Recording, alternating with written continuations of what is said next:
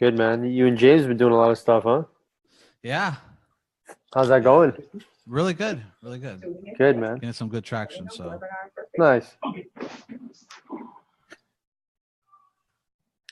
right, it's on, but I see Akbar. Just talk. It seems like it's frozen or something.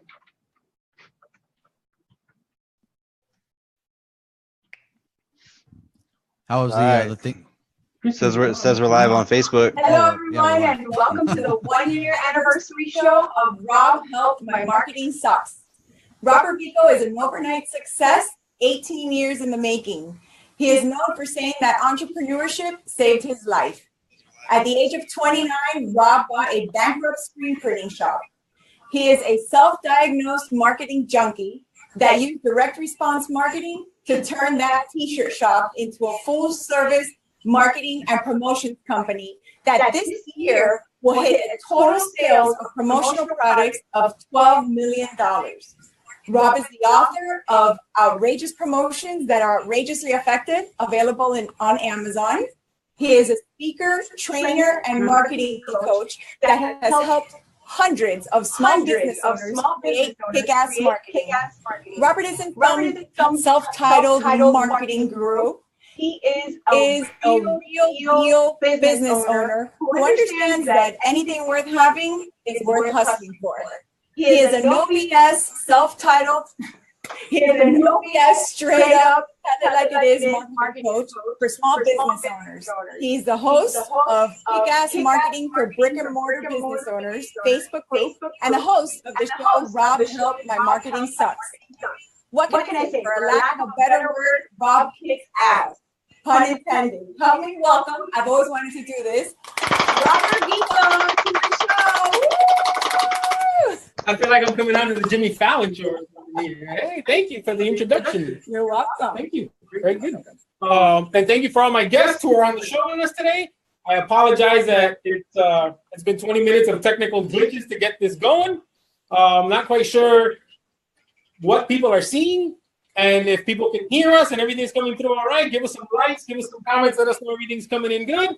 And we'll get into a quick introduction of our guests.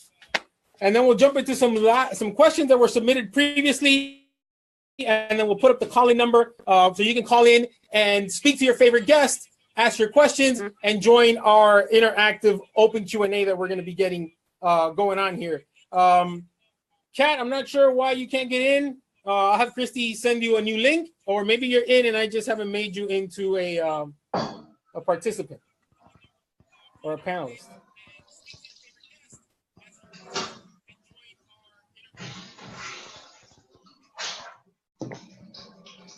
Okay, making a couple of last-minute people here panelists. All right, so welcome to the show. It's the 1-year anniversary of Rob Helped My Marketing Sucks, and I'm kind of nervously excited. I'm excited and I'm nervous because I'm not a very techie guy, and I always have some sort of technical glitches. But welcome to the show. So today, for the 1-year episode, I got a few guests lined up. I put myself in the mind of a small business owner and thought, what do they really need to learn about? So I got guests that are going to talk to us about funnels, Facebook ads, Facebook groups, taking action, copywriting, e-commerce, everything that a business owner needs to learn about to take their business to the next level. I started this show a year ago when I started hosting private local mastermind groups. And in those mastermind groups, I would get my mastermind members constantly sending me text messages, asking me questions, asking me for feedback on their flyer, on their copy. And I was at the office one Saturday afternoon, and I got a text asking for some feedback. And I realized how often I get interrupted with this. And being very ADHD, it takes me a long time to get focused again. And I said, you know what I'm going to do? I'm going to start answering all these questions on a live Facebook show. And that was what started it all. I didn't think that I would actually keep doing it for a year, but I'm glad I did. Put out some great value, made some great connections by being out on Facebook.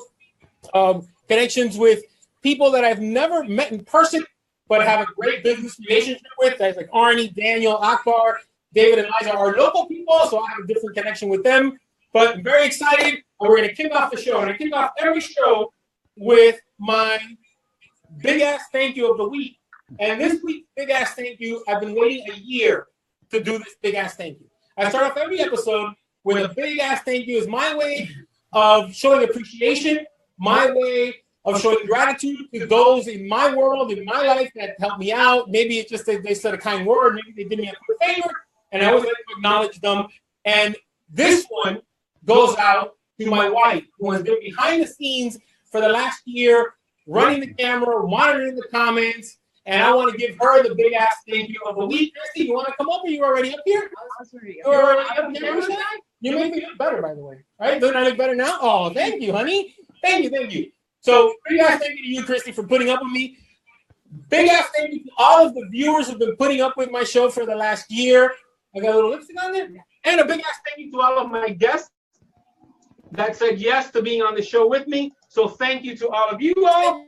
And let's kick it off. I got Akbar, who is a member of the Two Comma Club. If you don't know what the Two Comma Club is, $1 million, that's two commas. That means that Akbar has generated over $1 million in revenue using ClickFunnels. So he's a ClickFunnels 2 Comma member. He is an expert when it comes to making funnels and generating revenue, not just for himself, but for his clients. And that's very impressive. But what I love the most about Akbar is his humility. He's very humble. He's very giving. He's a person who puts himself out there for everybody. He runs his daily vlog, which is amazing. Great value there. I heard some rumblings about a podcast starting, and he's the author of 7-Figure Funnels, an amazing book. You can get that on Amazon. And what I respect the most about Akbar is not just his drive to grow his business, but his drive to grow his business to end world hunger. That is an amazing goal. It's not just about the money. It's about life. It's about social good. It's about doing good with the money that you make. And Akbar is a true testament to that. Next up, I got another Two Comma Club member, Daniel. Veiga. Daniel, it runs a 7-figure Facebook agency or marketing agency that helps small businesses market and promote themselves using the power of Facebook ads and funnels. He runs a Facebook group called Entrepreneur Hustle that has 30,000 members in it. I got some notes here as well. And Daniel also runs a coaching program that helps small businesses, just like the ones that are watching this show, jump into Facebook advertising and learn how to scale and grow their business. And there's a saying that I used to have posted up on my Facebook page that said, hustle beats talent when talent doesn't hustle. I love that saying, and Daniel is a perfect combination of both because he's got the talent and the hustle, and he knows exactly how to use it to make money for himself and for his clients. Next up, I got one of the most impressive young men that I have met. This young man single-handedly changed my perception of millennials with his Facebook group, Millennial Entrepreneur Community. He's created a Facebook group of 30,000 highly engaged members. There's no spam in there. It's one of my favorite Facebook groups. Thanks to Arne, I launched my Facebook group, Kickass Marketing for Brick and Mortar Business Owners.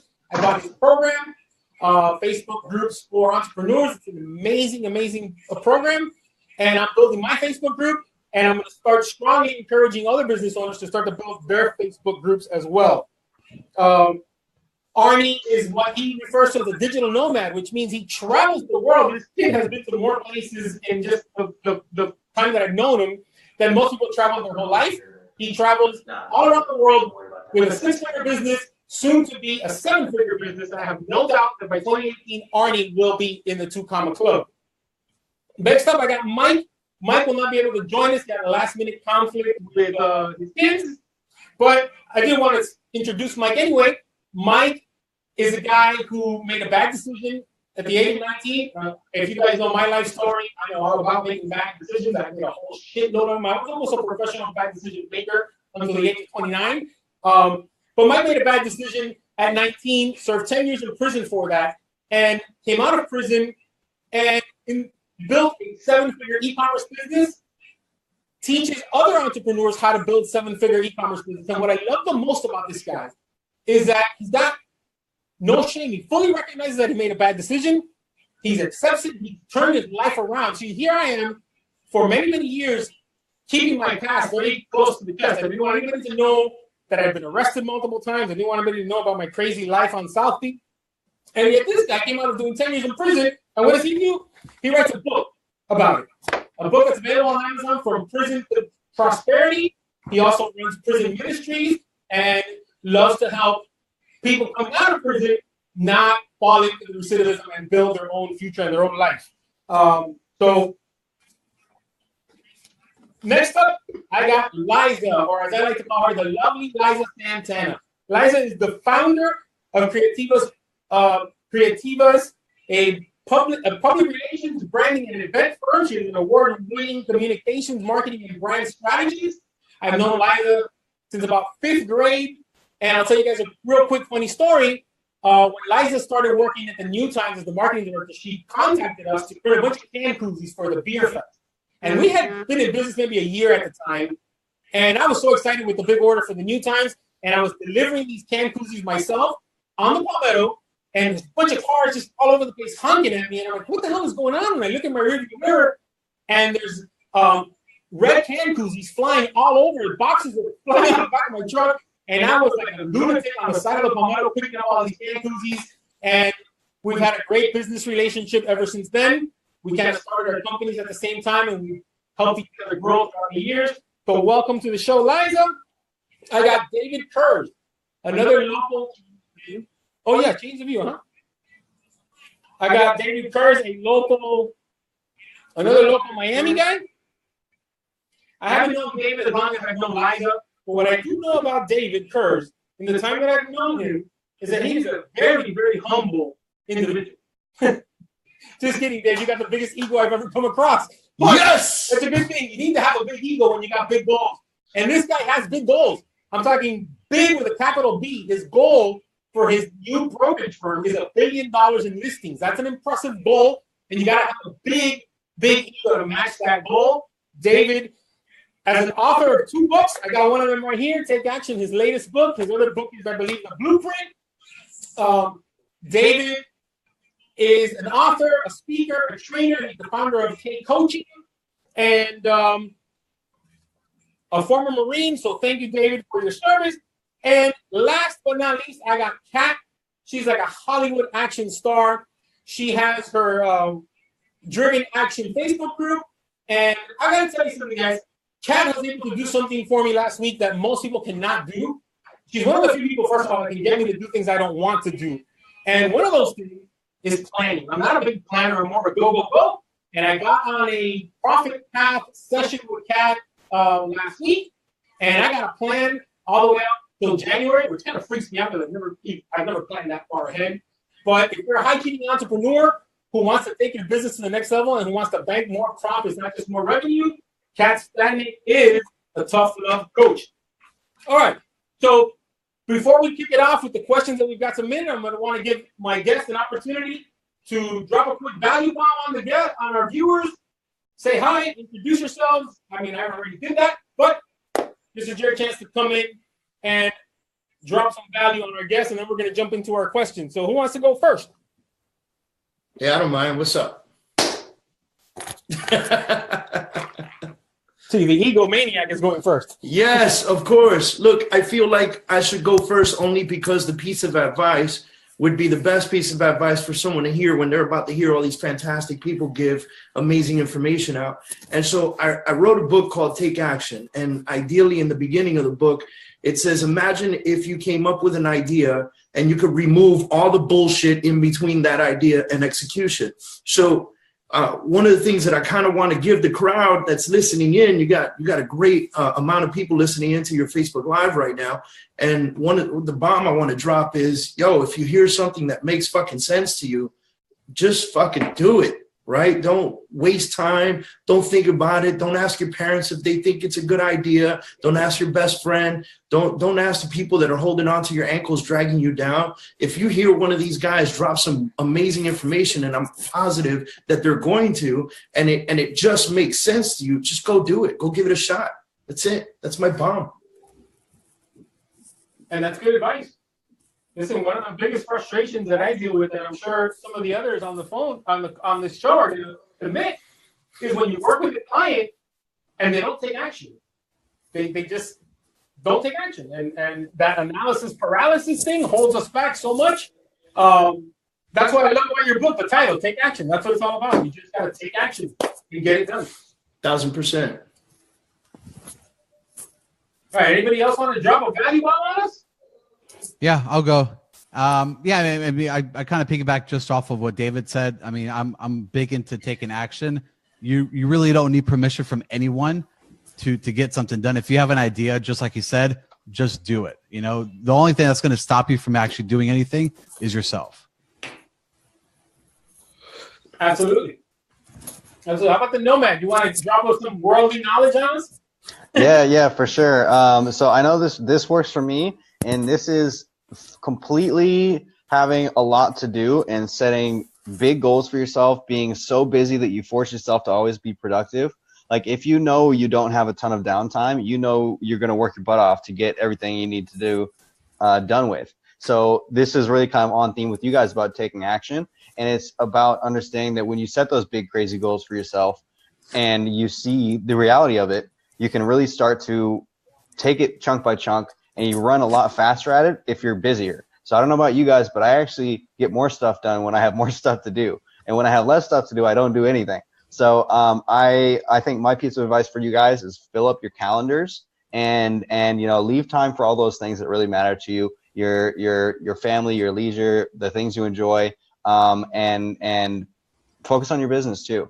The more big crazy goals you set and the more right mentors you have in your circle, the easier it's going to be. So take those big leaps and follow those people who are already where you're at. Absolutely. Awesome. Did I not tell you all he was an impressive young man? At his stage at 24, I was still trying to figure out what nightclub I was going to go to that night. And you know, Arne, it's impressive because not only do you get so much done being in your group and in your program, I follow you closely, but it's amazing that you get that much done while traveling the world. I would just be completely distracted all the time. Yeah. So I think that kind of goes back to what I was saying about the busier I am, the more I get done. Because if I know that I'm going to be going through, 7 countries in 2 months, and that I still need to do, a product launch and do this and take care of clients, it's like I figure out how to optimize, be more efficient. So I learned how to run a lot more of my business from my phone. So when you challenge yourself to go through those new circumstances, you get this new set of skills and habits. So anybody that's facing a big challenge, just know it's going to prepare you to do things even better and at a higher level next time. Absolutely. That's good advice, especially for someone like me who doesn't plan much. This guy's Akbar. 24 years old? Yeah, 24 years old. That's impressive. Jesus Christ, bro. Yeah. If I was doing that shit when I was 24, I'd be a billionaire right now. Well, soon enough, man. I'll get there. Oh, man. God willing, brother. Akbar, you want to drop some value on our viewers? You know, it's interesting. I mean, really, just to go off of all of that, I find it interesting that, there's 3-4 people here who kind of come from different backgrounds and totally different businesses, but they're all kind of saying the same thing, which is to implement. And Arnie's got an interesting point, fill up your calendar. I guess to even go a little further in that, I think you actually shock yourself a little bit if you take a journal. And I think most people don't do this, and I actually really recommend this. Literally take a journal and document every single thing you do all day. Even if you had a cupcake, went to the bathroom, whatever it is you did, talk to my mom for 20 minutes, whatever it is you did, like note down every single thing you did. Take a look at that. Do 3 days worth of data, and then take a look at that and really be like, you're probably your jaw's gonna drop. Be like, wow, no wonder I'm not progressing, or I'm not growing, or I'm not scaling. Because like most of this stuff is nonsense. Most of this stuff I could have outsourced. Most of this stuff didn't take me further in my goals. So yeah, fill up your calendar, fill it up with the right stuff, and just understand what activities are going to take you forward and concentrate more so on that. Concentrate on what you do best and really outsource the rest, right? So if you're valuing yourself at, say, 100 an hour, just to use round numbers, and you look at your diary and, man, I'm doing all this stuff, right, where I can hire a VA $10 an hour to do, it's eating up 50% of my day. Well, then, I mean, what the hell, why are you doing that? Stop doing it, right? So I'm in complete agreement with what everyone's saying here. And for everyone watching, I mean, think about that. If everyone's in like concurring here, it must be something interesting, something to look into. All right, that's that. I mean, it's the number one advice to give an entrepreneur, because I think the biggest plus of being an entrepreneur is you have nobody to answer to. The biggest downfall of being an entrepreneur is you have nobody to answer to. There's no one to hold us accountable. There's no one that's going to reprimand us because we didn't get it done when we were supposed to. So everything you guys are saying is the key to taking action. And the key to taking action, a lot of times, is getting over your own fears. See, when I started doing this show a year ago, I had a lot of fear getting up here and doing it, but I pushed myself to keep doing it. And I'll be very honest and open with you. Even when I thought of inviting you all to be guests on the show, I hesitated. I'm like, these guys don't know me. Why would they want to be on the show? And then I got to kind of snap myself out of it and not give in to those fears and insecurities and make it happen. Even before going live today, I was like, oh my God, I don't want to do this. But you got to push yourself out of your comfort zone. You got to push yourself and look and say, fuck fear. I'm going to do this and make it happen. And if things go wrong, you correct and you continue. And that's how you make things happen. That's how you take yourself from where you are to the next level. But you got to get out of your comfort zone. Christy, can you add Kat as a presenter so that she can jump in? And I'm not sure if Liza's on here and if she wants. Okay, can you add Kat as a presenter? So go to the little symbol that says participants on the bottom and shaped like a little person. Did you click that? Yeah. Okay, right there. No, there. Now, do you see her name? Yeah. Click, right click. No, right. Click on the little right thing.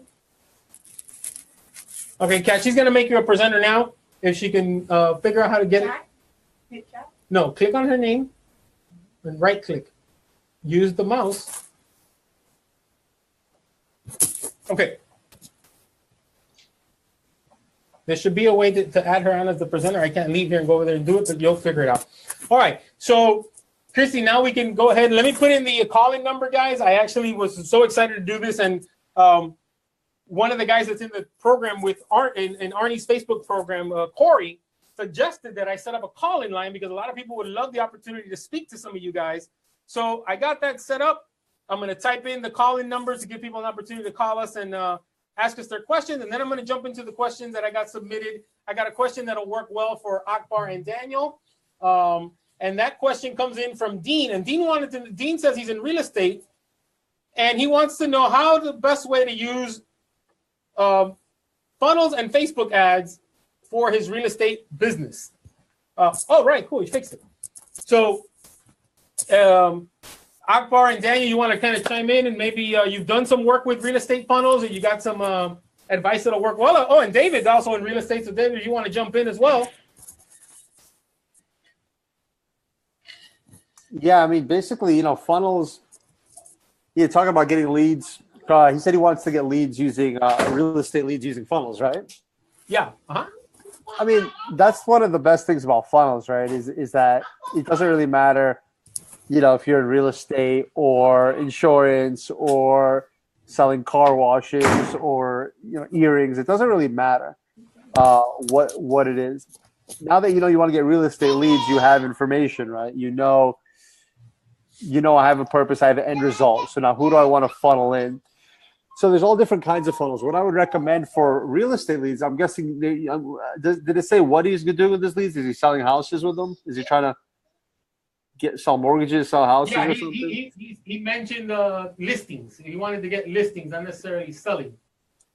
Oh, he wants to get listings. Okay, cool. So what's interesting about the internet that really first of all, most realtors are not using funnels, right? So you're at an advantage already. And what's interesting about that is you can market yourself differently, right? Now there's a million realtors out there, right? How are you any different? And funnels really allows you that opportunity to differentiate yourself, to put out your unique message. So look, if you're promising that you're going to sell someone's house in 30 days and you're going to get a max price and all the other realtors are going to do the same, then why should anybody go with you? So funnel gives you an opportunity to put a little video about yourself, like on the opt-in page, where you're talking about maybe your family, why you're a realtor, why you like to get people results, how you can sell the house at maximum value, how you can sell it quickly, what you do that's different than other realtors, your promise to them, right? So if you can expose yourself to people, right, via funnel, people buy, as you know, from those that they like and trust.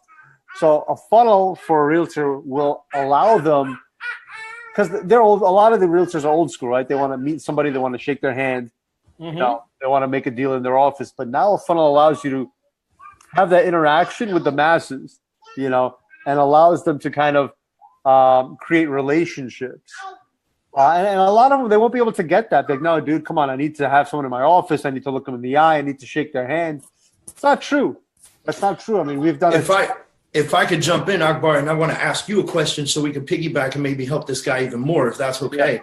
So, like, I think a lot of realtors, like you said, have this misconception, right? But I also feel that in real estate, we have to kind of put the technology together with the personal touch, right? Because we can't assume that we're ever going to be in the business. It still hasn't been proven. Many technology companies have tried to sell homes without realtors, and still realtors make up the majority of sales in the market, right?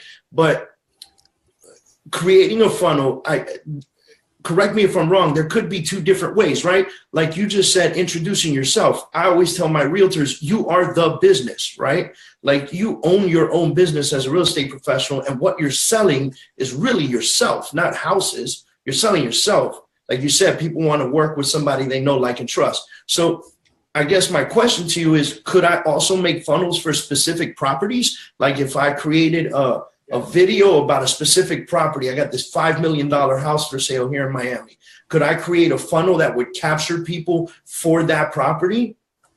Yeah, absolutely. I mean, you have an opportunity to put videos on there, pictures on there. You can do a 360 tour on that.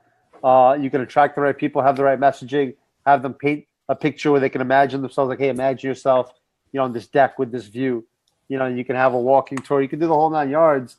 The beautiful thing about a funnel, like, you know, for those of you who don't know a funnel, one simple way to explain it, there's a lot of ways you can explain it, but it's kind of like buying something at the grocery store, and you go in the at the checkout. And the checkout, what's happening? You got your candy bars, you got your magazines, you got your gum, you got all these upsells, basically, all these last-minute orders that really increases the value of each customer.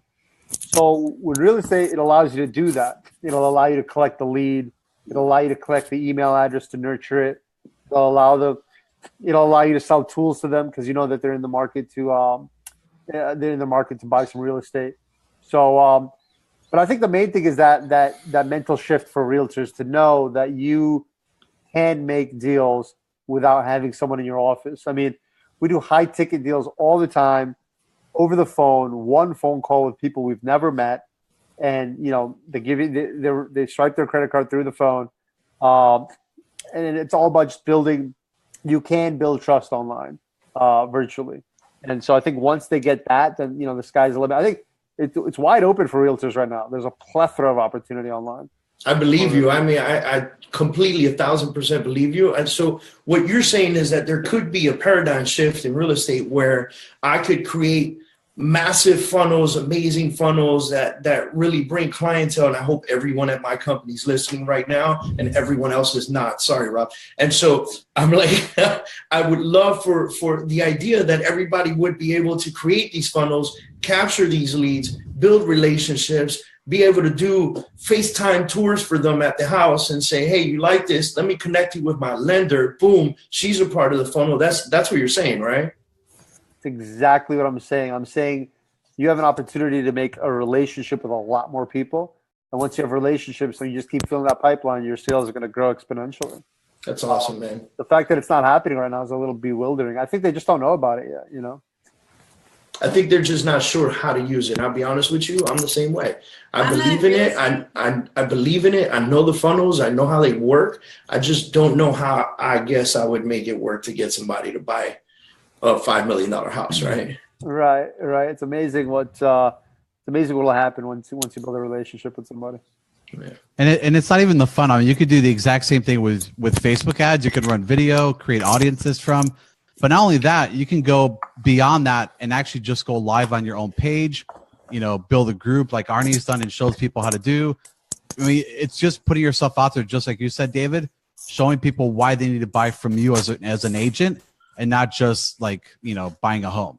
So you got to really show people that experience.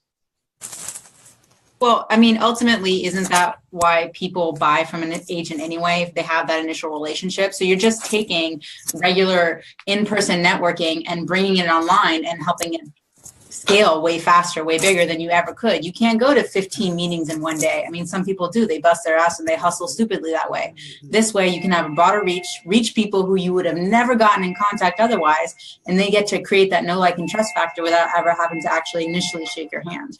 And I think each one of you, because your expertise, I see a lot of you guys are like in Facebook ads and that type of marketing, you know, where my job is to sell real estate, right? So I think I can get an agreement from all of you that it's significantly cheaper to do it that way than the old school mythology of real estate of putting ads in newspapers, magazines, televisions, and things like that. Like, I mean, it's not even cheaper.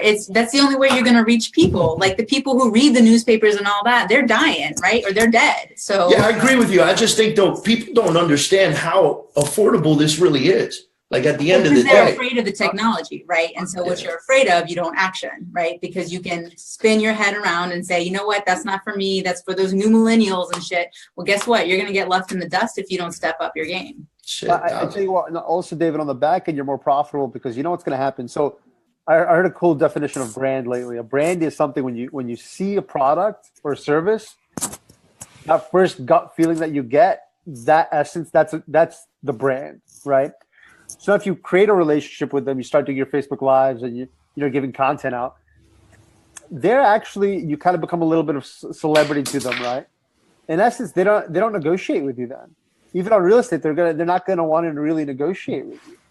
So you're actually gonna sell more at a higher profit rate. I 1,000% agree with you. I think that real estate agents who are taking advantage of the Facebook Live, like Daniel was saying, and using funnels and Facebook ads and really putting, because for me, a real estate agent's brand is their face, right? You can create logos, you can do all kinds of stuff, but 1,000%, I want to know your face, you know? Yeah. So Daniel, what about running Facebook ads for real estate agents? You got any suggestions for him? And then I want to touch on an idea that I've had for the beacons. I don't know if you guys are familiar with that, but I'll let Daniel talk a little bit about Facebook ads for real estate agents. Yeah, as far as getting, he said it was listing leads, right? Buyers? Right. He wanted, but I mean, you know, if you got advice on how to get buyers or how to get listings, either way. Yeah, I mean, just being a lot different than any other agent out there. I mean, if you're just going to put up like a simple guide or, you know, like a lot of what's been done already is like the whole entire property appraisal, the value amount of your home, you know, that's been done for a couple of years, starting to fade out. So you got to try something new, you know, whether it's drone, you know, aerial footages in your home, whether it's staging your home, you got to be a lot different than any other agent out there. You know, doing like that, the whole MTV crib walkthrough of your home, that's something that not all of the agents are doing out there. So you just got to be different, you know, and test everything. What worked last year and then didn't work 6 months ago could work again now. So you always got to refine your testing, you know, try new strategies and techniques, especially when it comes to Facebook advertising. Well, Daniel hit it on the head, which is it comes down to branding, right? And owning your brand and trying to differentiate yourself, right? And so how are you going to, and I think you guys hit on this, but it could have been in the tech issue. How are you going to differentiate yourself and see a real estate agent? Because it's kind of like you can't swing a dead cat without hitting a real estate agent, right? Like every time you go to a networking event, you have 10 business cards, another fucking real estate agent, right? Like they're a dime a dozen. It's like insurance brokers, right? They're all over the place. So how do you differentiate yourself when you're slammed in a whole, I mean, and there's a book, The Blue Ocean Strategy, and there's a million different books about taking that thing that's going to make you stand out, that's going to make you different. Everybody's going to get you the best price. Everyone's going to do their best that they can do, right? What makes you different than everybody else? And it comes down to also niching down. So many people are afraid to do it. You know, real estate agents, I see them stand up all the time in networking events. If you know someone who has a house, I can sell to them. Well, I can't think of that. If you tell me a millennial who just got their first job and is looking to buy a house, can think of 3 people off the top of my head. I think that everybody here is on the same path too, because I'll be very honest with you. What helps us at our company be so successful in the short time that we've been open is that exposure, that social media exposure, those Facebook ads, going live all the time, like doing things like that where you get recognized significantly. I think it was Daniel that was saying or Akbar, I can't remember who it was that said that people may not want to negotiate with you as much if you're Facebook famous real estate agent, right? And like Kat says, how do you differentiate yourself amongst 50,000 real estate agents in South Florida? This is how you do it. This is like exposing yourself, right? And then so Kat's, well, maybe not in that sense, but that would make you famous too, right? Kim Kardashian. Hey, so, don't close the door to naked real estate agents, right? But I'll tell you, like, yo, if we could do this in a massive scale, right? Then what you said earlier, like everybody's going to get you the best price. Everybody's going to do this. Everybody's not necessarily true. Everybody's going to say they can do that. But if I have the appropriate exposure, I can actually do that. So I'm loving this conversation. Yeah. And I want to chat with you guys on that one for a second too, because one thing that I see tripping up a lot of people in online business, especially where, much like realtors, Facebook ads agencies are a dime a dozen. Graphic designers, web designers, all like business coaches. Okay, cool. You're a business back coach. off the business coaches. See, you stand out though. So what I've really seen is people who try and look like everybody else, and what they do becomes a commodity. When people go shopping for a web designer, an ads agency, they look at these tangible things, but what the intangible thing is the relationship. So if you have a relationship with somebody who is interested in your services, interested in your products, your competition becomes irrelevant. And that's one thing I love about using a personal brand in whatever it is that you do, is because you have that relationship with people. They like you. They don't pay attention to your competitors as much. And when you can use all these different digital marketing tools like Facebook groups, ads, emails, all that to show up again and again and again and build that relationship, give value, make people laugh, your competition disappears. And it's really cool to be able to, really dominate their mind. Like when they think, realtor, they think of you. And if you can have that consistent touch point without being consistently spammy, like a lot of other people do, they're going to like you, they're going to trust you, and you're going to be at the top of their mind. So it's super powerful to have that omnipresence, and it's never been cheaper than it is today. With the different organic marketing channels, emails, retargeting ads, you can spend $150 a month, $5 a day in retargeting ads on Facebook, and you can reach thousands of people. If anybody is out there, service-based business, realtor, anything like that, put $150 aside and retarget people who have hit certain videos of yours, certain content of yours. And wouldn't you think that having, multiple thousands more impressions every single month to people who are interested in what you had to offer, that would bring some more deals in? $150 is nothing, guys. So keep showing up, keep entertaining, and keep hitting them with your message, and you will become the go-to person. Well, man, I know some people, which is on that consistency word, right? Like so many people forget about that. And that's like the key to marketing. It doesn't matter if you have the best marketing strategy, if you have the best funnel or the best whatever hack. If you're not consistent and you're not showing up all the time, and what I love about retargeting is that it helps you be consistent without actually having to put any more effort into it, right? So I love putting effort into being lazy.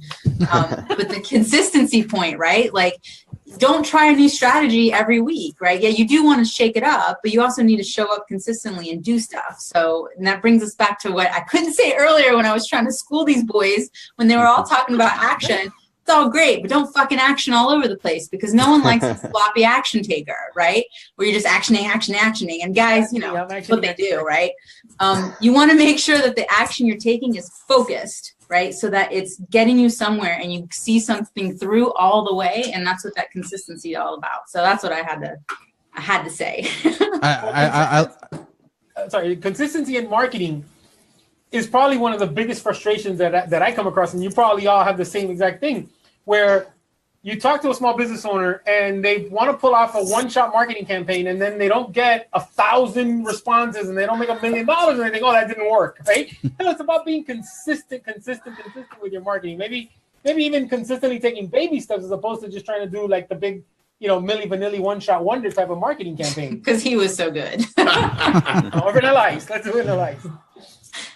Let's not use the lip singer, at least the one who sang the song. You and I were speaking about this a couple of months back on how real estate agents are going to have to evolve or die. With Zillow coming into the market, Amazon coming into the market, they have to find a way to differentiate themselves. And one of those ways is going to be to niche down or to create their brand, right? Liza, have you worked with real estate agents and helped them kind of create a whole brand and PR campaign for them? Yes, actually, we've worked with several. And one of the things that we typically love to tell them, I mean, piggybacking on what these folks just said, is you have to be consistent and you have to have a plan. When you go on, and I always say this, when you go on vacation, do you jump in your car and just aimlessly drive to get somewhere? No, you think about where you want to go, what you want to do, what your budget is, who's going to go with you, and what you expect to achieve during this vacation. So if you're going to put so much thought and energy into a vacation, think about what you should do for your business.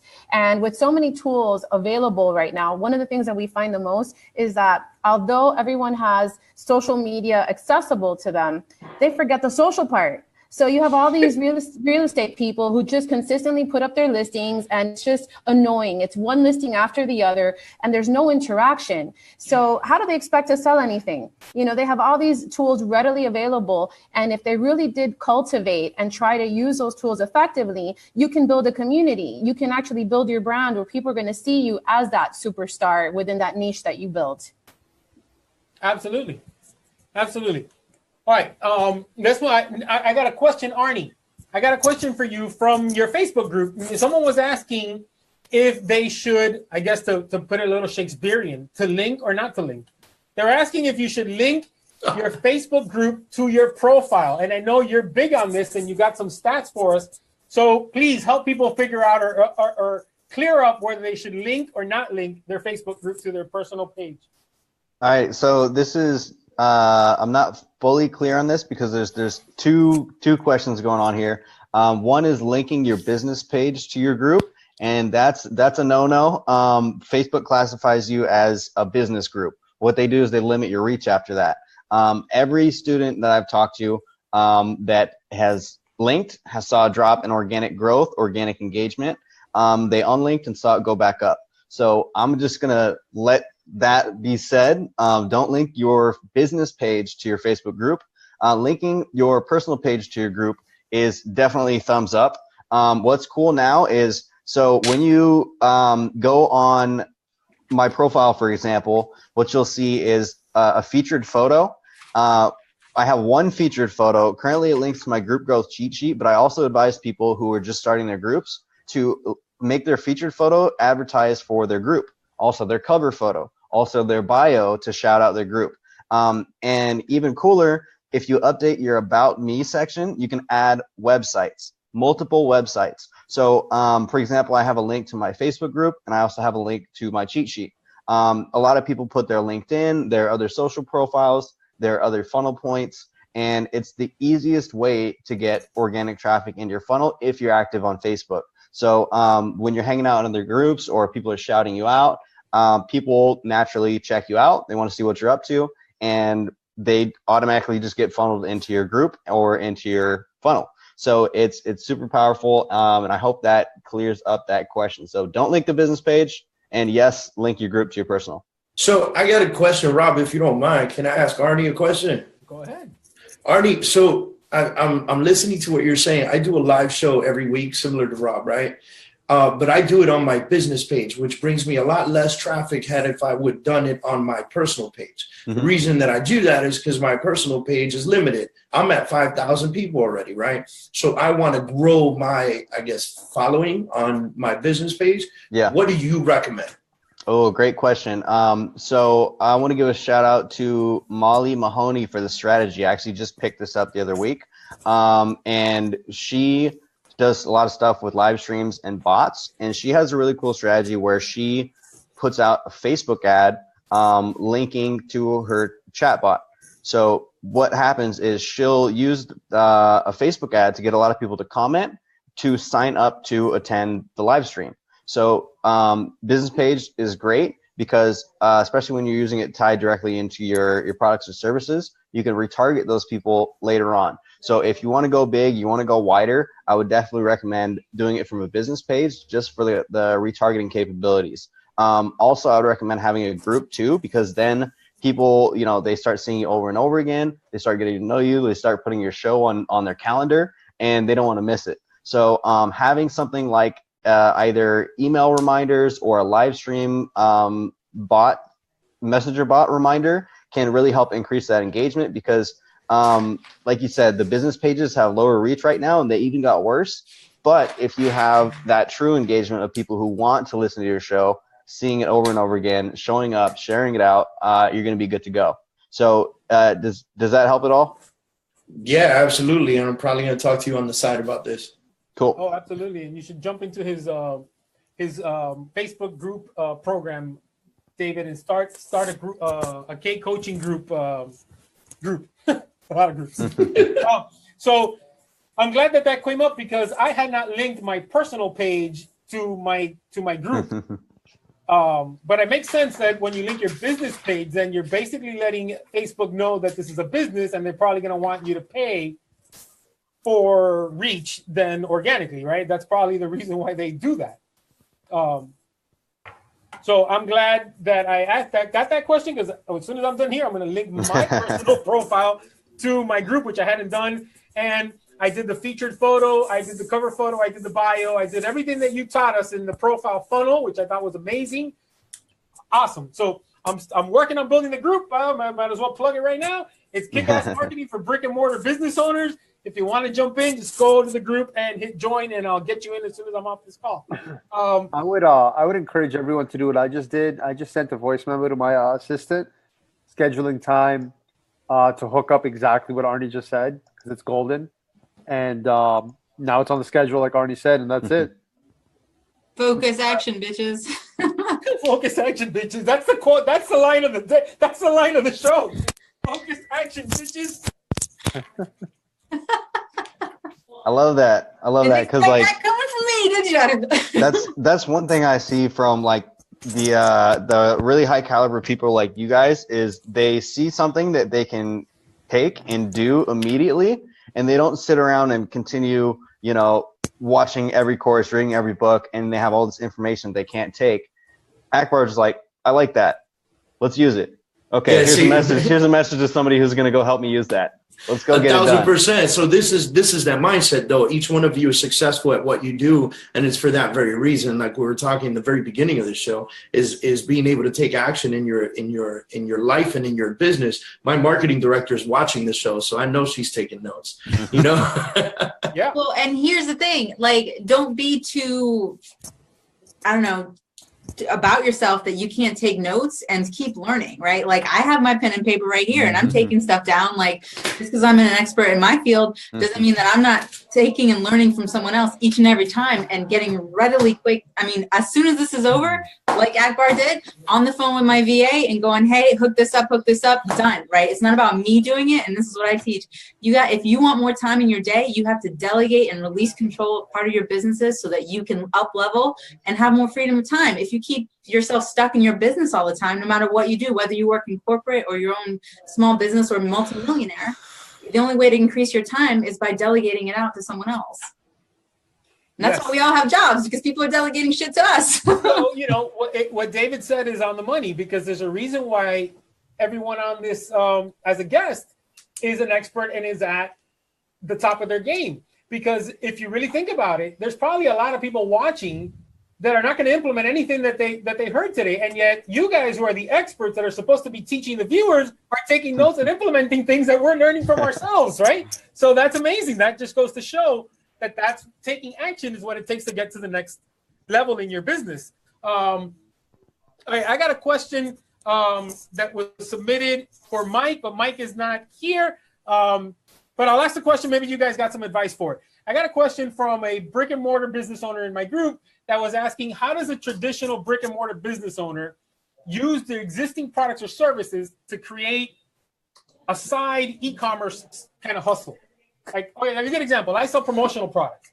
Is there a way that I can use the products that I'm already selling to start an e-commerce store, kind of selling them to the consumer instead of B2B, where everything we do is business to business? But is there a way that I can maybe take these Yeti mugs and sell them in an e-commerce store?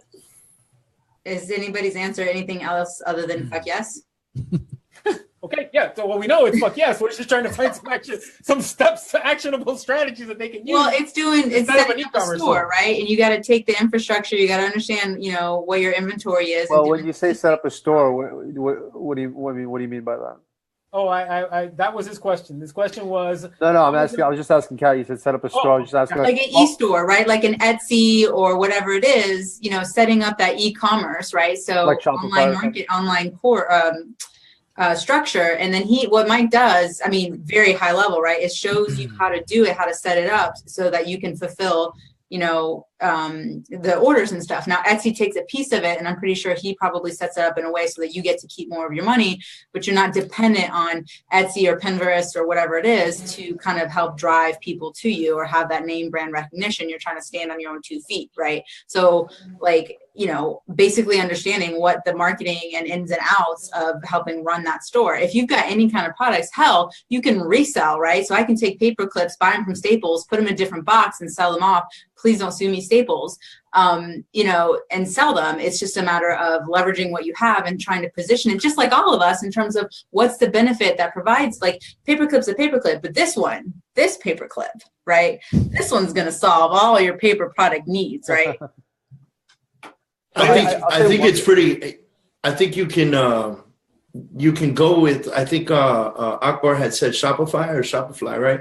I think Shopify, not Shopify. I'm Shopify, right? Like so. Lord, there's so many jokes right now. All right, so I use that actually for kurzgear.com. So we have, like, you know, what we did was we wanted our agents, we wanted people that were proud to be a part of the Kurz family to be able to buy products that would be able to promote themselves, right? Without me having to go buy 1,000 t-shirts or 50 cups or 50 water bottles or whatever the case is. I still buy those for special events.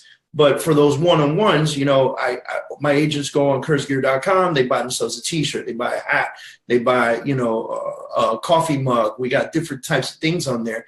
And so ideally that's leveraging yourself, right? Because I don't actually have an inventory. They go on there, they buy another company, you add the app, you know, another company makes it, ships it out, takes the money out of my account, shoots me the profit, like whatever the case is. And it makes a hell of a lot of sense. Well, I mean, and they do the same thing with like publishing, right? So Amazon has a publishing arm where you can write a book, create space, you upload it, and then it's basically just-in-time delivery, right? So where people can just order things, they get created and sent out. Both my books are available that way. It's not like I have an inventory of 5,000 books in the closet. Right, you don't have to have the space to hold 50,000 hats and 10,000 pens and whatever it is. So they're creating it in real time. So if someone wants 2, they create 2. I'll tell you a 7-figure strategy with e-com that some people might find interesting. Yes, please do. When you play like word association and you say e-com, I think most people, the first word that comes in their head is probably Shopify. Yes, is my guess. Well, we've asked, and it's true. I want to talk about an interesting concept that works very well that most people don't think about, and that is using funnels for e-com. Now, if you have 1 million products, it's not really going to work. But if you have like one cool product, like you were saying, a book or a t-shirt or something like that, what a lot of people don't know is that you can make a ton of money using funnels on the back end. So on the front end, you're selling your t-shirt or book or whatever it is, and you can sell very little of that. You can sell that at a very attractive price and have a very low margin and not really make much, maybe break even on the front end. But on the back end, via upsells, via continuity programs, and things of this nature, which anybody can set up, you can be very profitable. Shopify in that has not really perfected all that, and Shopify doesn't really collect your email addresses and all that, which is extremely important because again, your email still to this day, pound for pound, email marketing is still your highest ROI. You're going to make $40 back for every dollar you spend. Okay, so you get to collect your email addresses, cultivate and nurture a relationship that. Your email list will make you money for the rest of your life, right? I mean, if for every email you get, you should be making $1 a month. So if you have 10,000 emails, you should be making 10,000 a month off of that. So I would highly encourage people to take a look at funnels if they're thinking about e-com as opposed to some of the other options. Yeah, I think that's amazing advice. And I'm a big Dan Kennedy guy, and Dan Kennedy always says the money's in the list, right? The money is in your list. But what you said, Akbar, is powerful because so many of us brick and mortar business owners don't think about the back end. See, we're used to the one-on-one transaction, so we don't think about the back end. But using your product as a loss leader, the same way Best Buy will advertise that TV set very, very cheap, and then you get to the store and they only had 3 of them, but guess what? They got you in the store and you're probably going to buy a different TV set or buy something else while you're there, which is no different than what you're saying, right? Using a loss leader on the front end to then get them on the back end with your other products and services. Well, I mean, it depends. I mean, you can sell more of it. You can sell, one t-shirt, sell one t-shirt, you can sell, give 3 or 5, or what I like is continuity programs, which is really fun. And that'll give you a monthly recurring revenue as well. Yeah, continuity program. That's one of the things I haven't figured out in 18 years, how to pull it off. All right, so I got a couple more questions, and I'm going to open it up to some live questions if anybody's out there. If not, we're going to wrap it up and call it a day. Liza, I got a question about what's the most effective way for a small business owner to host events that are going to generate leads? And I know you host a lot of events for bigger brands, and you host a lot of events for nonprofits. So I figured this would be a good question for you to maybe give some advice on how to create your brand and pull off an event. And you do a lot of grand openings for restaurants and stores. So what do you got for them? So basically what I always tell everyone is these events have a purpose, whether it's to announce an opening, to launch something, to expand. It's a party with a purpose. So at the end of the day, all of the moving parts have to make sense. It has to be cohesive. So from the people who are at the door greeting the folks that are coming in, all the way through your branding, your signage, the whole experience. If you host an event and it's, you want to push, let's say real estate, you're trying to unveil or promote a property, like the gentleman said earlier, that's $5 million. You can't do something in some cheesy little spot. You have to invest. And that's one of the things that I realized lately. I see a lot of real estate people who are actually taking that initiative to spend money and invest in this event marketing. Because what happens is that whole experience is an extension of you as a brand and how you're connecting with those folks at the event, where you can also integrate all the cool, technology and everything that we're talking about, where you can do a Facebook Live from the event if you wanted to. And there's so many things but to make it effective from beginning to end, everything has to be cohesive, to the messaging, gathering information. For example, what he just said is on point when it comes to the e-marketing. If you have somebody greeting at the door, you better have somebody collecting cards, checking people in, capturing that data, because in the end, that's really the whole point of it, aside from connecting with those folks that are on site attending the event. You want to be able to turn those bodies into prospects and into money ultimately. Yes. And I guess in a nutshell, it would be, don't do a half-ass event, right? I mean, I get people calling me and they say, well, we're doing this event and I need a giveaway, but I just want something cheap. And my response is always, how much you invest in your brand is what the market will perceive your brand to be worth. So I would tell them not if you're going to do an event, do it. Don't do it half-assed. Don't really brand it and really be cohesive, like you said. And probably the best thing to do is reach out to Liza and have her help you run the event. Dave, I got a question for you that you're going to think is kind of funny. But when I put up your post about being a Marine and making your bed every night, I had someone ask David if he still makes his bed. I think I know the answer to that question, but it leads into why do Marines make their beds every morning, which is a good theme of what we've been talking about here today, right? Yeah, so I absolutely do make my bed every day, which is a benefit to my beautiful fiance because she doesn't have to do it. I do. I can't say that I make it military style anymore. Like I don't do the corners and everything, but I can't leave my house without my bed looking fucked up. So I got to fix it. I got to put it together. I got to make my room look nice. For me, it has many benefits. Number one, like the amazing general said or admiral said, it's the first accomplishment of the day.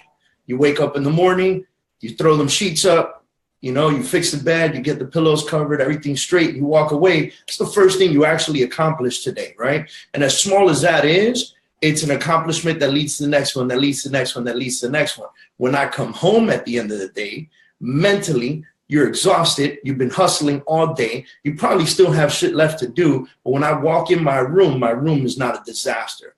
I walk into a peaceful, well put together room, and it's squared away. So yeah, for sure, that's definitely something I do every day. Absolutely, 1,000%. So it's really about just taking action, which has been a big theme that we've been talking about on the show, which is taking action. So I wrote a whole book about it. Yes. So getting up and making that bed sets the tone for taking action the rest of the day, right? So I should probably get up and make my bed in the mornings. But Absolutely. But it's Look, all about. it's really about the discipline. It's like, and you are a very disciplined. You're a very disciplined guy. Dude, I've seen in the year or so. It's like, do I wake up early in the morning? Do I go to the gym? Really what leads to success is the discipline to take action. 1,000%. Look, it's the same as anything else, right? Like, you got to be in shape. You got to stay healthy. When do you go to gym? Best time to go to gyms first thing in the morning, especially for entrepreneurs like us, is we get so busy throughout the day that we don't know what time our day is going to end, right? So probably best thing to do is wake up 5:30 in the morning, knock it right out. But what does your mind tell you when you wake up? I ain't going to the gym. I ain't going to the gym. Fuck that. Snooze button. I'm going to sleep in. I don't need this. I'll go tomorrow. So it's the same concept. You could wake up in the morning, look at your bed and go, you know what? I'm going to sleep in it again tonight anyway. What the hell am I thinking, right? It's just that one thing. Like you got to be able to battle that mentality and say, no, I'm going to make my bed. Boom. Made my bed. No, I'm going to go to the gym. Boom. Go to the gym. No, I'm not going to eat that damn cake. All right, I eat the cake, but it's about discipline. You know who else is on here that I've learned is very disciplined is Akbar. Akbar has made a lot of changes in his life, which is actually, Akbar, I got to tell you the truth. You've inspired me to start to make some changes in my life, and because of seeing your vlogs, your daily vlogs, and talking about how you've lost the weight, how you overcame the anxiety, all of that has helped me realize that I need to take better care of myself, and I started to kind of deal with my insomnia. I've been dealing with this for over 20 years, and I'm now seeing sleep specialists and even doing cognitive therapy to change my thought process to help me sleep at night. So I'm doing a lot of it, and it's really because I've seen the changes you've made, and I've realized that I need to make more changes. Curious, how many of you guys actually work out and exercise? Because I don't do any of it. I just want to work. Well, I was going to say to David, if you think if somebody thinks they're strong, try lifting your blanket off your bed. That is true, man. That's awesome. You're not going to be so strong afterwards. You know what I mean? But honestly, it's funny. It's not talked about enough, I guess, because it's not a sexy topic. But you want to talk about business success or personal success. People spend billions of dollars on weight loss, for example, right? I mean, matter of fact, my brother right now is spending $2,500 a month on a weight loss coach. The truth is, in one page, I can write you, because I've lost 50 pounds, and I've been able to keep it off. In one page, I can write you exactly how to do it. And there's no BS, no offense to anybody, but there's no BS. What's this fad diet everybody talks about now? What is it where you only eat keto one? Keto, this nonsense. It's none of that. It's pure. It's organic. It's just eating real food in balance. But the thing is, and I could sell this piece of paper for $100, whatever it is, 99% of people are not going to lose a pound. Not because it doesn't work. As a matter of fact, I'll be so bold to say that it is scientifically impossible, okay, unless you have a severe thyroid issue, not to lose weight if you follow my simple piece of paper. But most people are not going to lose a single ounce because they're going to give up after the first day. They're going to miss their cheeseburgers. They're going to go And I used to be that guy too. They had to remove my name off the parking lot, the reserved spots at McDonald's, Wendy's, Burger King. I mean, I was a fast food junkie. Really, I had a special order for each place off the menu. This is a true story. Double cheeseburger, extra cheese, no pickles, so on and so forth. But then I think honestly the number one, if I had to pick one characteristic that will help people succeed in anything, business, personal development, anything, it would definitely be discipline. And I would say a lot of people ask me like, oh, okay, I want to start a business online. I want to start what should I do? What book should I read? What software should I get? I actually say, listen, the first thing you want to do is business is not for everybody. You should start acquiring the tools, the characteristics needed to run a successful business first. So you need to read up on and build up your discipline. Have you made any personal accomplishments lately? Have you been consistent in anything? Have you lost a few pounds? Or have you gotten a new habit? Have you, been more productive? Have you been going to the gym consistently for 30 days? Whatever the case is. if you build up your discipline, honestly, you'll reap profits from it for the rest of your life. So, I mean, I was like, I used to be homeless, right? I was homeless, broke, out of shape, terrible relationship, blah, blah, blah. Anything you can think of. One of the main things that made it a transformation for me was honestly just getting disciplined, which isn't the sexiest thing in the world, but it's one of the most profitable things in the world. It makes a ton of sense. You can't lose that. You can't lose that kind of weight. Well, first of all, congratulations, Akbar, on your personal success, because you can't lose that kind of weight without being disciplined. You just can't. It's impossible. And like you said, so Akbar, let me ask you this: how much of that weight was in the haircut you just got?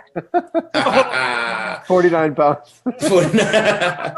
Hey, I'll tell you what. I'll give you $100 for that piece of paper. I know people that need it.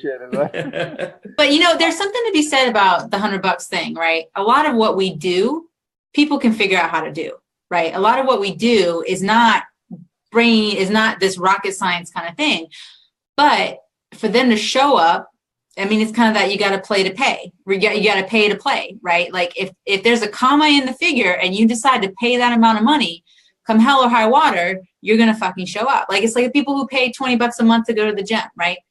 Great New Year's resolutions, great deal, but it's not going to hurt if they don't show up that month, that day, that week. But if you're paying $750, $1,500 a month to go to that gym, damn straight you're going to show up and start being a little bit more disciplined. But I mean, that's a whole other topic, but that's part of the thing, is that there's that pain, that sensory thing that needs to be there for some people to show up. It's a mental thing too, because if you pay $2,500 a month to like Akbar's brother's doing right now, if you pay $2,500 a month to somebody to train you, tell you what to eat, like get you to exercise, so forth, so on. What really matters is not what you do during the time that you're feeling pain and you're paying the bill. What really matters is what in 6 months from now, when you cancel the deal and you no longer need him because you lost the weight that you wanted to lose, do you continue when you no longer have to pay the $2,500 a month? Well, for $2,500, you better be getting some mindset work with that trainer. What's funny about that, he didn't lose any weight until he had to pay $2,500 a month, and now he's losing a ton of weight. That's a great motivator. That's another thing too. So that's how my dad told me he had quit smoking that way. He said he had tried to quit smoking a couple times, did this, did that, and then he took some big expensive quit smoking class. It was like $1,000, and that was like in the 70s, so like $10 million. And he smoking like a true millennial.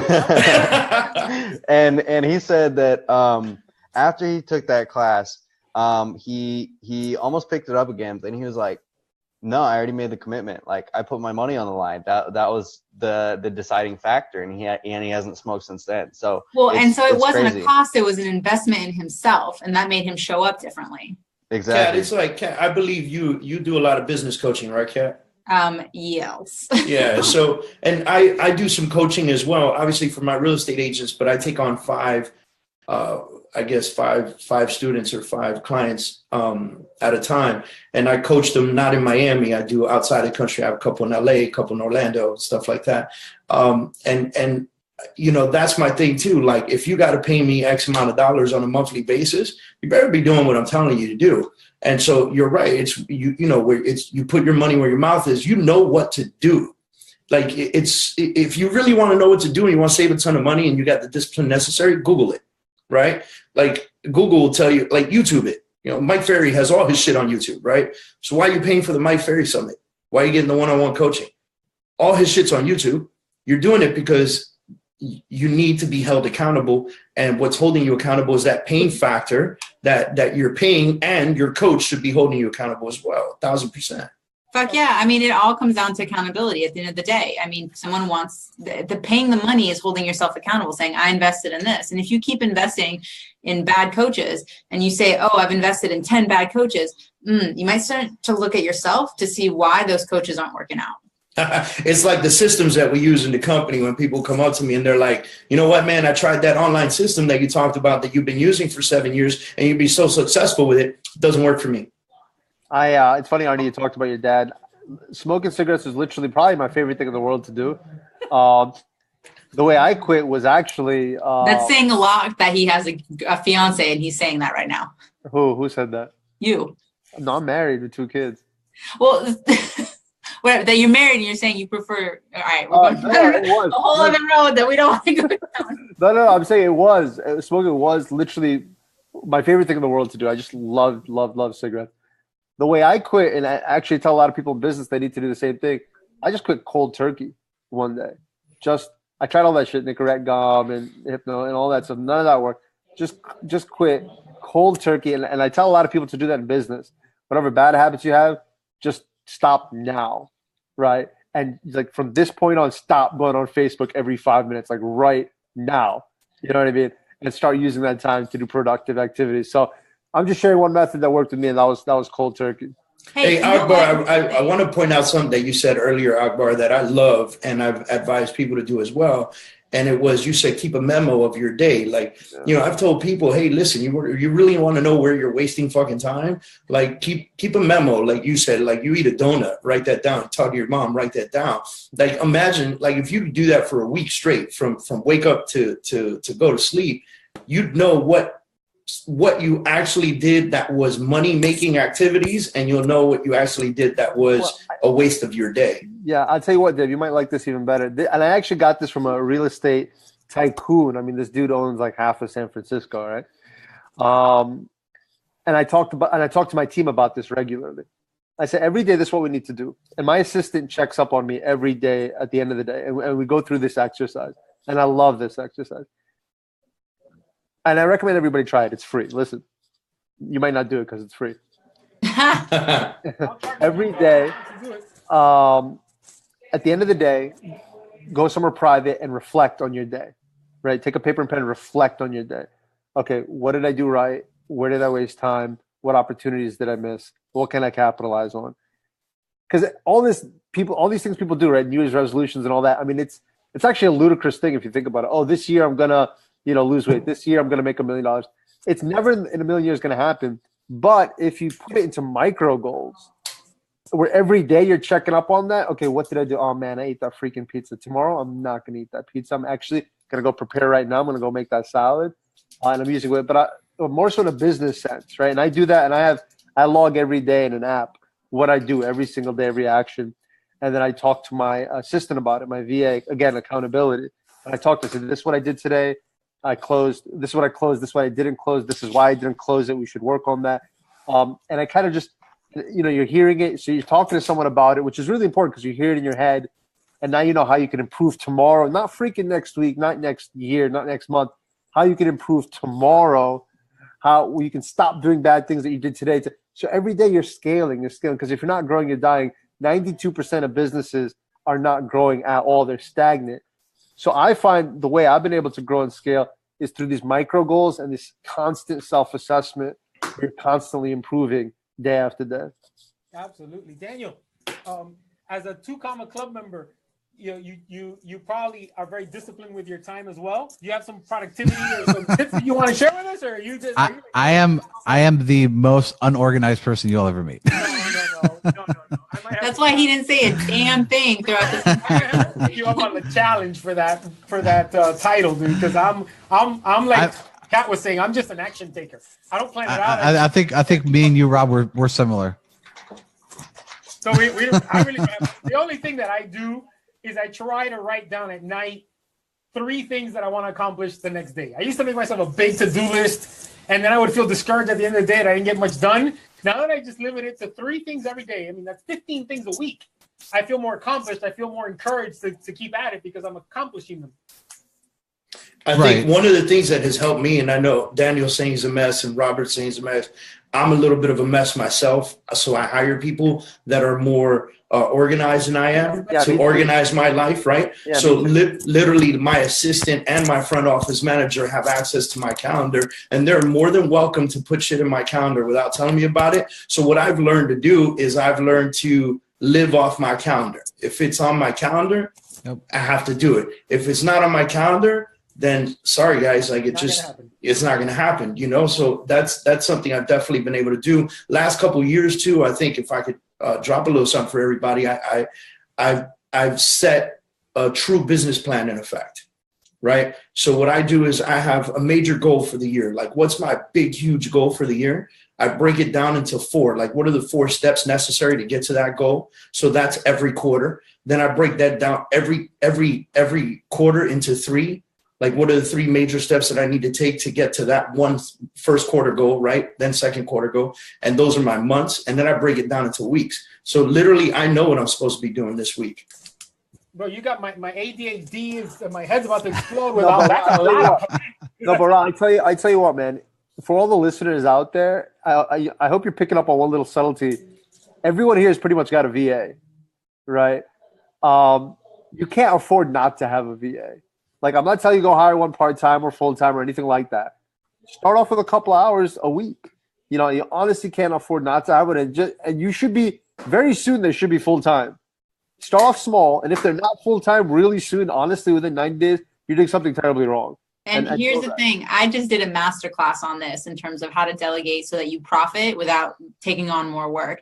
And it's start off small, right? So let me give you a little tips here. Like, basically, so one of the things I went over was basically the super scientific method of track everything you fucking do all day long, right? I actually opted to let people leave out bathroom breaks because, you know, TMI.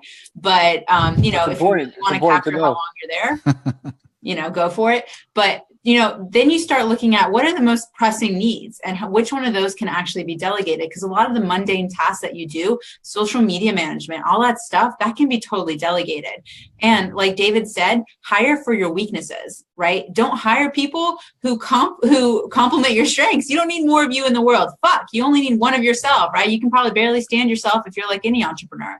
So hire for your weaknesses, you know, and delegate that shit. And make sure, Rob's laughing because he knows I'm going off on my little tangent here. This is a soapbox moment. And, you know, list out all the things and start tacking off the things that you want to delegate. And don't just delegate your entire fucking business because you don't want to give up your power. You're in control. You're the person making the decisions. Hire for your weaknesses and start off small and start off with trial jobs. Like, say you have, you know, something that you want to do, like a whole funnel, right? Tack off a little piece and say, hey, I want a sales opt-in page. Right? I want an opt-in. Just do that and see how they do and keep testing people and testing them out until you have long lists of people. Ask for referrals. That's the other thing. Ask other people who they use so that you get the best resources without having to go through people you don't know. Right. Hey, Akbar, I was going to ask you, what app do you use every day to kind of jot down what you're doing? I had that written down to ask him. Me, bro. Can you hear me? Am I muted? Yeah. Me, bro. I use Google. I use Google Keep. Okay. I'm not a tech dude. Super simple. I don't know if you. I've been started to use that the past 2 weeks. So you want me to read to you today? I think. Hey, Rob. I don't mean to interrupt, but there were definitely a couple questions in the line. I don't know if you can find them, but Frank just asked a question. If you had to grow an email list from scratch, what would be the most productive thing you could do every day? Yeah, I had a question for Kat, but you pretty much answered the question with what you just said. So we're gonna go ahead and start wrapping it up. I'm going to open it up for a couple of Q&A. If anybody's got a question, you can call in. I'll answer it right here on my phone. It's 786-361-9141. The number's in the comments somewhere. It's 786-361-9141. You can call in and ask your question live. Now we'll get to a couple of questions in the comments, and then we'll wrap it up. I'm going to give you guys the opportunity to let our viewers know how they can get in touch with you. If you got a free gift or some value you want to add, drive them over to your page to get that gift. We'll get an opportunity to do that. So Frank, Akbar, somebody chimed in while you were speaking and asked, what is a continuity program? Oh man, continuity program is better than sex. I mean, why we always got to come back to this? All right, I'm in. One of the best ways to make money. Oh, that's right. David talked about cookies and eating people before, right? Here's the thing. I sure did. I'm waiting to see who the winner of the cookies are, who's going to eat us all. The bonus is that then David will eat you. The problem, like a lot of times, like I have some businesses where I don't like the model. Like it's like I have some high ticket businesses where you have to hunt to eat, right? So a lot of times you make a sale, you sell one of your whatever, your tchotchke, and you make a profit. The problem is if you stop selling your tchotchke, you're not going to eat anymore. You know, if you don't show up to work tomorrow, if you don't show up to work tomorrow, if you don't add on any more clients, you're not eating, right? What I love about a continuity program is that it's ongoing. So I'll give you a very simple example. There's high end and then there's low end. I'll use a low end one for an example. Let's just say that you're into bowling. It was unbelievable. I have a client. There's like, I think 300,000 professional bowlers in America. I'm sorry, there's over 500,000. So if you have a bowling continuity program where they're each paid $28 a month, okay, $38 a month, okay, and all it is you're showing them a video every week on some bowling techniques. Here are the best bowling shoes. We're doing a review on this. Here are the best bowling accessories. Here's the best bowling techniques. Here are the best bowling balls. Anything a bowler wants to hear, right? 4,000 students, for example, is $150,000 a month. You understand what I'm saying? $150,000 a month, and in essence, you're just sharing some videos, but you're getting money every single month. And what's even more sexy about that is the back end, right? So now you have this tribe of, say, 1,000 people, 100. Again, even if you have, I think, 300 people paying you $250 a month, that's still $50,000 a month, right? So the numbers are great, number one. Number two, now you have a tribe of people you're cultivating, right? You're giving content to, value to. Now you can have your value ladder, sell them on masterminds, one-on-one coaching, and all sorts of things.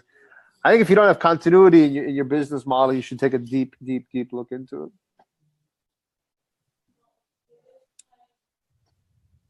Does that answer the question? I think you just got satisfied by your sexy continuity plan. Yeah, I heard another cool one too. So I was just talking to somebody who had run a continuity program for $2.99, meaning $2.99. Seems ridiculously low, right? They were doing $80K a month off something so simple.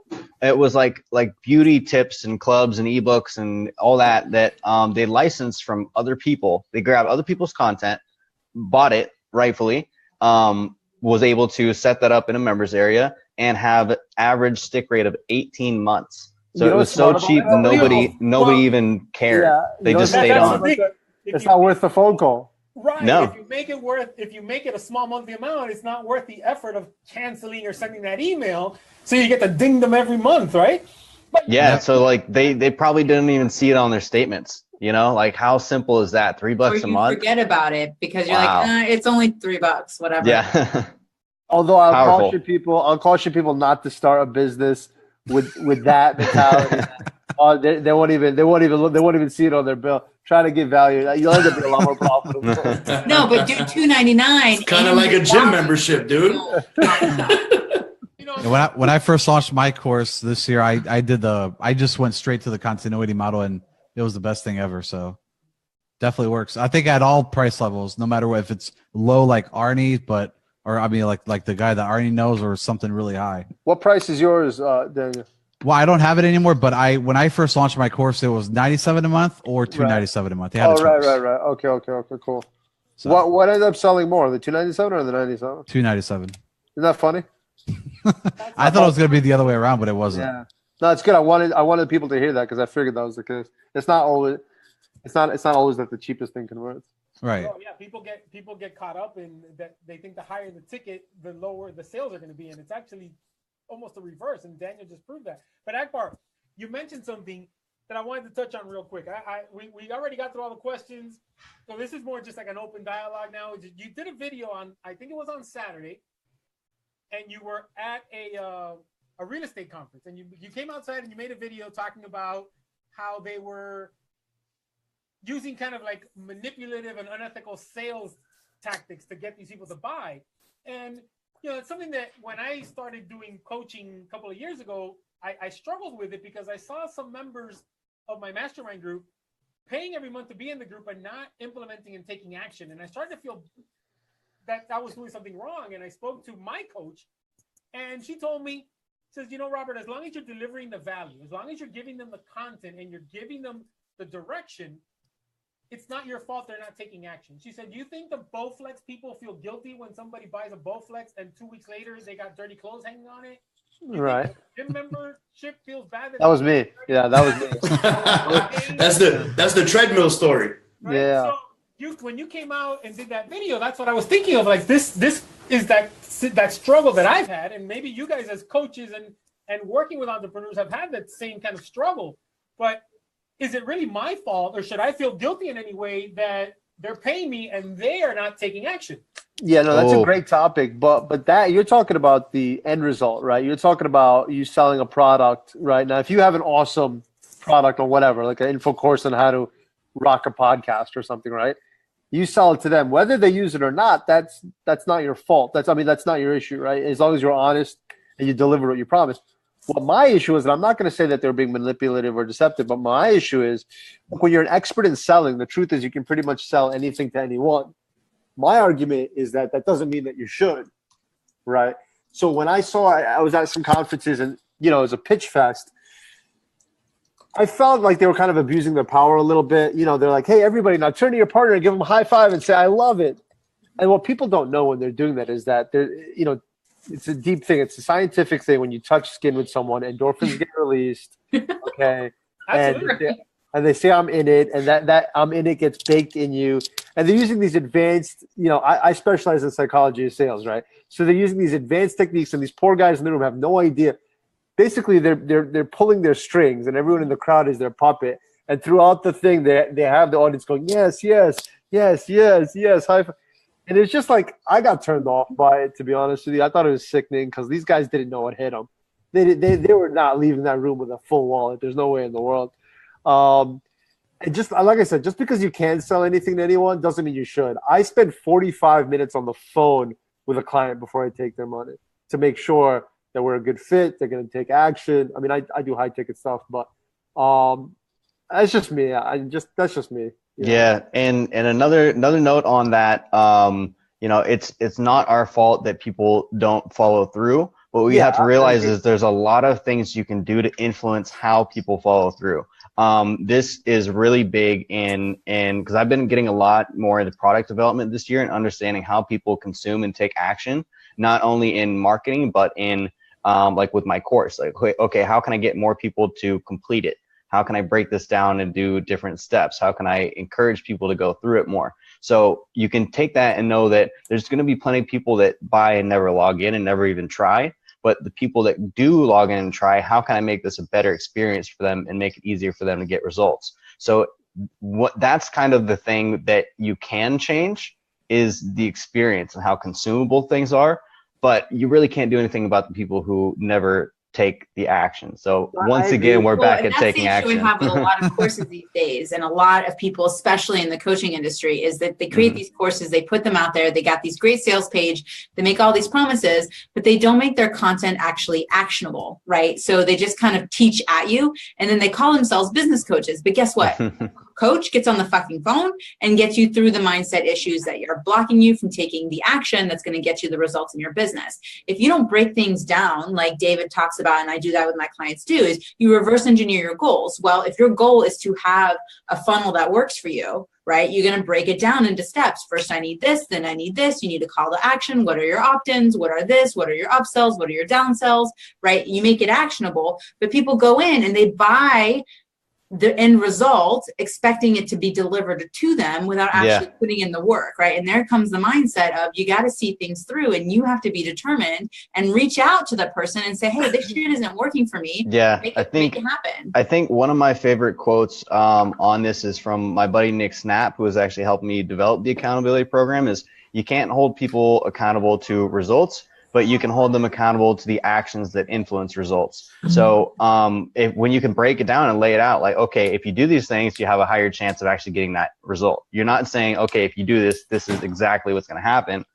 but you can show them the exact steps. Right. And that's when it gets really powerful. Component of people understanding what kicks them into overwhelm and giving them the tools to be able to get out of that, right? And not just because people just teach stuff and it's supposed to be blanket, actionable, and applicable to everyone, but we're all wired differently. And so many of us don't spend any time understanding how we're wired and how it is that we do get into a place of action. Some people need a plan. Some people just need the end result, right? Some people need to know exactly what are the 15 steps that maybe one person only needs 2 steps for. That was amazing. We're gonna wrap it up. I've kept you guys longer than I said I would be on the show. I don't want to keep you guys any longer. we're gonna do the raffle for the cookies. And now whoever wins the cookies, I'm gonna send you a fresh batch of cookies because these have been sitting on my desk here. You've been touching them. Yes, and I have been touching them and pulling them out. And oh, are we talking about the cookies? yeah, the cookies, Kat, the cookies. I'm only touching and pulling out the cookies. This is a PG show. Just leave mine alone, bro. Leave mine alone. He's been fondling yours.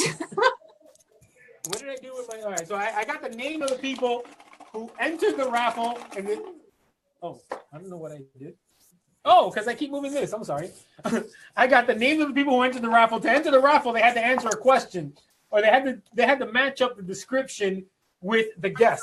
And the description was a guy that lived in an electrical closet, a talented hustler, a Marine, 2 ex-cons, an ex-South Beach doorman, a Miami powerhouse, and an action star, and a redheaded millennial. So whoever could kind of match the description with the guest was entered in the raffle. And people wanted me to eat the cookies live, but I just can't bring myself to live TV eating David. Just sounds bad. Food porn. Yes, it just sounds just wrong. Leave me out of this part.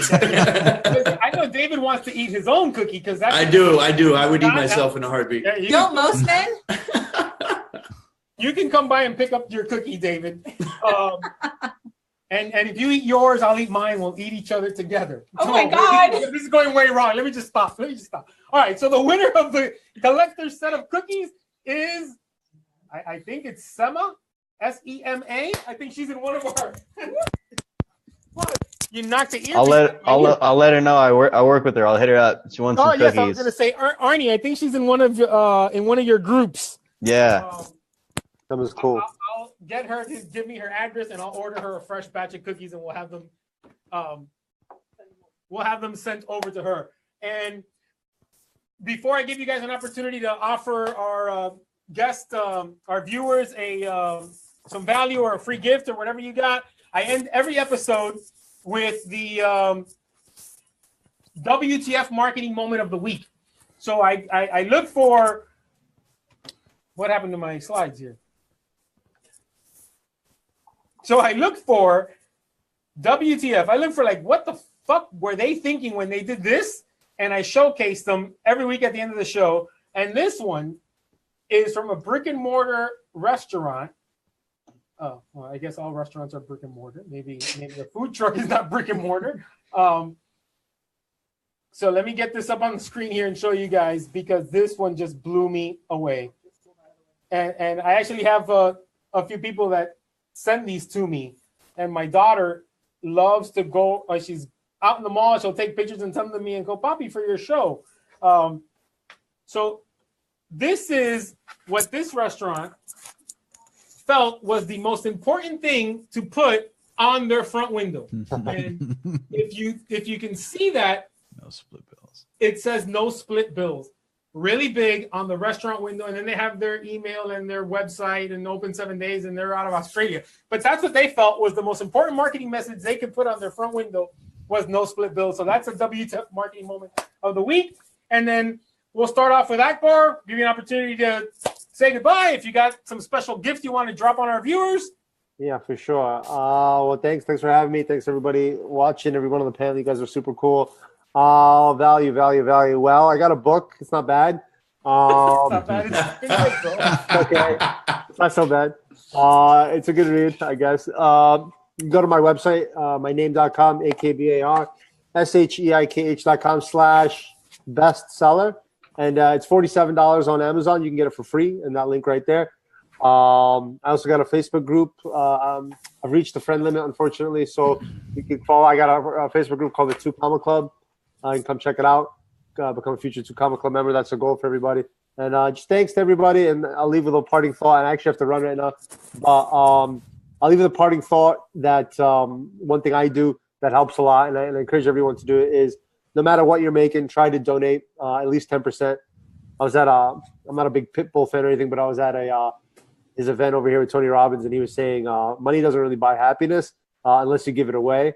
And I find that to be really true. I used to be homeless. Now I got, then I got a ton of money, and then now I really don't. It doesn't really affect anything. What am I going to do? I mean, how many Gucci's am I going to buy? You know what I mean? It doesn't really matter. it really becomes meaningless at a point. And but when you give, there's nothing better than that. And honestly, you grow as a person, you grow your business. I highly recommend giving 10%.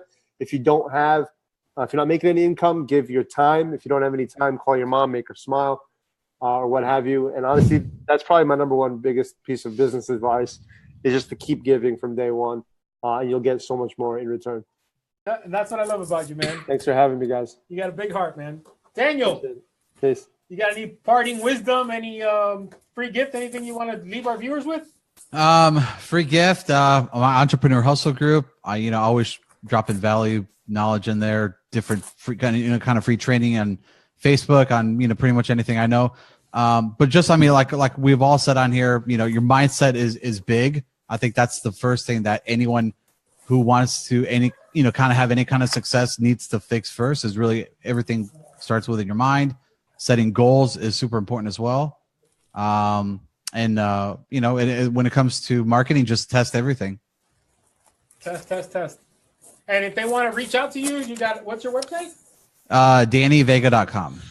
DannyVeiga.com. And right. Entrepreneur Hustle is your Correct. Facebook group if they want to jump in there. Yep. All right, Best let's way to jump reach me over to my favorite millennial. Arne, you got any parting wisdom? Oh, I know you're going to drop your cheat sheet, right? I just might. I'd say parting wisdom for you guys is think about those big, crazy, scary risks that you have to take and just do it. Like I got started in online business 2 years ago. I struggled through my whole first year. And I kept surrounding myself by the right people. And as soon as I was getting, even a little bit of traction, I upped and I bought a one-way ticket to Medellin, Colombia, and flew there solo. I was like, all right, make it or break it. This is time to go. So I want you guys to think about what that might be for you, whether it's leaving a job, leaving a bad relationship, taking a jump, going into a business partnership. Think about what that big risk is and laying it all on the line to make it happen. You force yourself to level up. So I want all you guys to level up too. And I'd love to help you guys do that. If you guys want to come hang out in the Millennial Entrepreneur community, we'd love to see you. You can just type that up in the search bar. And if you're interested in growing a Facebook group around your brand and your business as well, I'd love to help you guys out with that. My Facebook group growth cheat sheet is going to help you do exactly that. And I'll drop that in the comments for you guys. It's at bit.ly/group growth. And it will show you some of the awesome group growth hacks that I use to get to over 30,000 members. Pretty much 99% organically. So if you like free leads, grab the cheat sheet. If you don't like free leads, then don't. Thank you guys so much, and excited to be here for this 1 year anniversary, man. Thanks so much for the opportunity, Rob. Oh, no, thank you guys. Miss Liza, the lovely Liza Santana, what parting wisdom of public relations and branding do you have for our viewers? Actually, I just put it in the thread. The first step is just to realize you need help. You need to, whether it's you have to go outside of your wheelhouse and look for professionals. The first step is knowing you have to take action. Once you commit, that's when you will be investing. And if you invest, you're going to be successful. Taking action has been one of the keys on this episode that's supposed to be all about marketing, but it's turned out to be more of a lesson in that you have to take action and implement what you're learning. So, Mr. Kurz, other than making their bed every morning, what bit of wisdom do you want to leave our viewers with? So I want to let people know, visit my website. It is davidadamkurz.com. That's davidadamkurz.com. Kurz is the last name. See what I'm all about. First 20 people to sign up, I'm going to do two things. All right. So just go down to the bottom, request information, and say, I'm signing up for your shit. All right. First 20 people to sign up, I'm going to send you a free book. So I'm going to reply back to you, and I'm going to say, hey, man, what's your address? And I'm going to send you personally a book signed with a note card from me. Next thing I'm going to do is in May of 2018, we're putting together probably the most amazing panel of speakers that I've ever put together for myself. And we're going to do it here in Miami. So if you're local, what I'm going to do is give you a discount code for early bird pricing on tickets to get into the event. So I'll save those 20 names for the people that sign up. And when our event comes together, you're going to see how awesome it is. We got some great people. If you don't know these guys, Mike Cuevas is going to be in there. He's the inventor of Curator. Derek Lipsy is going to be there. He is the cold call master for real estate nationwide. I mean, people watch this guy's YouTube videos just to learn how to cold call and make the right thing. And Kip Roth is going to be there, who was basically born with fins instead of hands and has gone through multiple amounts of surgeries and everything you could imagine. So he's going to be talking about mindset and business setting. He's also Mike Ferry coach. So those are just the first 3 speakers that we've been able to line up. So that's what I want to do for people. I want to be able to get you in there. As a matter of fact, first 20 people to sign up get in free. How about that? All right. That's a great. All right, Kat, you got some profit path wisdom to drop on our viewers before we sign off? Yeah. So, everyone always talks about hitting the 6 and 7 figure marks. And I always say, fuck that. It's not about how much money you make in your business. It's how much you get to take home with you. Right. So revenues aren't going to pay the bills. Profits will. Right. Profits are what's going to get you that vacation and what's going to give you the freedom of time and money. So make sure you're focusing on your profits and what it is that you can bank and take home with you. So what I want to do for everyone here is help them achieve that goal sooner. So if they go to www.actionincubator.com/3 shifts, plural, they can get access to my ebook, which is not very long, but it's the 3 shifts to bank 6+ figures in profits, not just revenues, with a hell of a lot less effort too. Well, that sounds like something I want to get my hands on as well. All right. Well, for me, I'm going to take all of your, all the value, all of the free gifts you're offering them, and I'm going to drop them into my Facebook group. So if you want to get your hands on all of it, you can go over to Kickass Marketing for Brick and Mortar Business Owners and join my group. I'm going to sign off this episode. But before I do that, thank you to you all for coming on the show with me. My wife just scared the crap out of me with that thing. Thank you guys for accepting my invitation. This has been an amazing episode, the value-packed episode, and I can't wait to sit down and watch it and take notes and implement some of the things that I've learned from you all. So I'm going to sign off. See you guys next Monday for another episode of Rob Help My Marketing Sucks.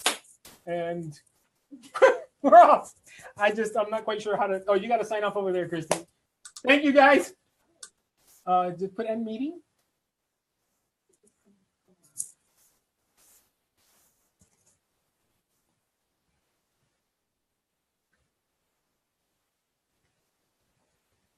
Or I can just close the laptop.